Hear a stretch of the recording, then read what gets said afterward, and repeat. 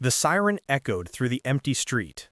Officer James Carver stood outside an old house, his uniform slightly faded, his heart heavier than his badge. 10 years in law enforcement had taught him that justice could be messy, but tonight was not about duty. It was about peace. 10 years ago, on a rainy night, James arrested a teenager named Eli Rogers.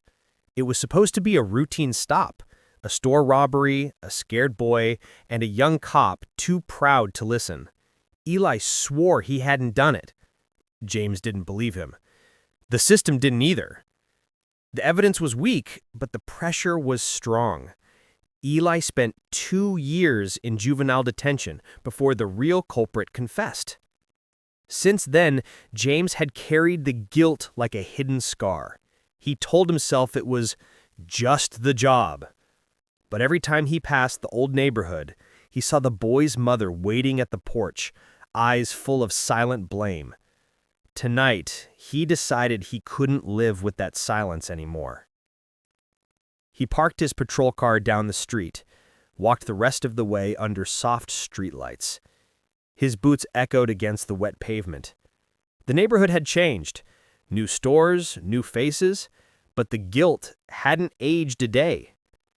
He stopped in front of a small auto repair shop with a hand-painted sign, Eli Rogers Mechanic Service. Inside, a man worked on an old pickup truck, his sleeves rolled up, grease on his hands. James took a deep breath and stepped in. Eli looked up, confused, then froze. "Officer Carver?" he said slowly. His voice was calm but cold. "Did I park wrong or something?" James removed his cap. "No, I came to talk." Eli wiped his hands and leaned against the car. "After 10 years? About what?" The silence was thick, broken only by the sound of tools clinking on metal. James's voice cracked as he said, "About the night, I was wrong." Eli stared at him, eyes dark. "You ruined my life. You walked in, called me a liar, and left me to rot." "I know. And I've wanted to say I'm sorry ever since. But sorry doesn't erase years." Eli laughed bitterly. "Do you know what 2 years in juvenile does to a kid? My mom got sick from stress. I missed my dad's funeral. You said I was just another troublemaker. You never even looked at me." Tears welled in James' eyes. "You're right. I was young, angry, and blind with pride. I thought being a good cop meant being unbreakable. But I was wrong. I broke someone else instead." Eli turned away. For a moment, neither spoke. Rain tapped softly against the windows. Finally, Eli said quietly, "My mom passed last year. She used to say people deserve a second chance, even the ones who hurt us. Maybe that's why I stayed in this town." James looked down. "I wish I could have told her how sorry I was." Eli sighed.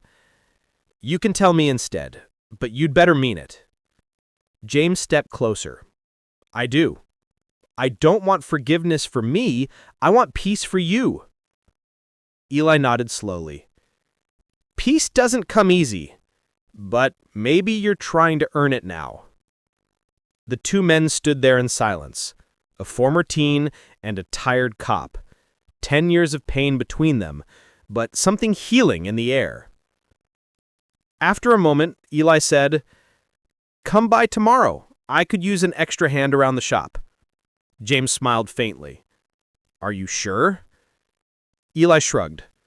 "My mom always said helping someone you forgave is how you close a chapter." The next morning, for the first time in a decade, James didn't wear his uniform.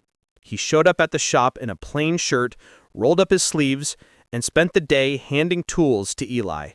No words needed. Just work and quiet forgiveness. Months later, a small newspaper ran a story titled, "Officer and Wrongly Accused Teen Start Community Program." They use their past to teach young people about truth and second chances. When asked why he came forward after so many years, James simply said, "Because justice isn't about punishment, it's about making things right."